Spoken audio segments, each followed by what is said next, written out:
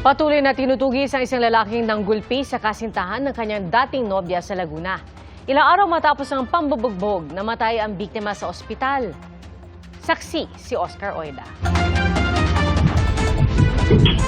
Nabulabog ang pagtulog ng magkasintahang sina Liana at James mag-aalas 3 na madaling araw noong January 9. Bigla kasi pumasok sa kwarto ang dating kasintahan ni Liana at pinaulanan ng suntok at sipa sa ulo si James na di na nakapalag.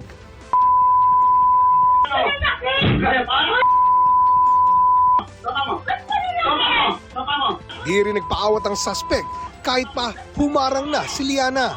Sa kalagitnaan ng komosyon, si Liana nadulas pa. Sunod-sunod po. Unang pagkabira niya, as hindi niya po talaga tinigilan. Hanggang sa naggagano na po siya, nagsisipa. Mukhang nakainom po siya noong time na yun. May anak si Liana at ang dati niyang kasintahan. Pero anya, 2 taon na silang hiwalay ng suspect.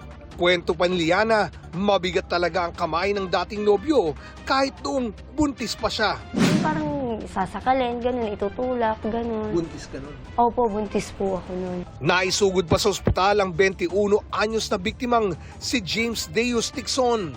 Habang nakakonfine, naipagdiwang pa niya ang kanyang kaarawan noong January 11.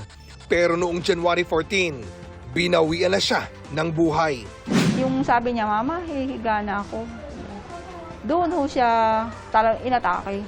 Hihiga siya ay medyo nantirik ho siya at nanigas yung mga kamay. Labis ang dalamhati ng pamilya ni James na pangarap sanang mga ibang bansa. Dagdag pasakit pa sa mga naulila ang problema dahil sa patong-patong na utang sa ospital at burol ng biktima. Ang suspect pinaghanap na ng Calamba Police habang inaayos ang kasong isasampa laban sa kanya. So initially the complaint doon sa nasa barangay level dahil ang initially is physical injury. But since the expiration of the victim, magpo-file tayo ng murder case dito.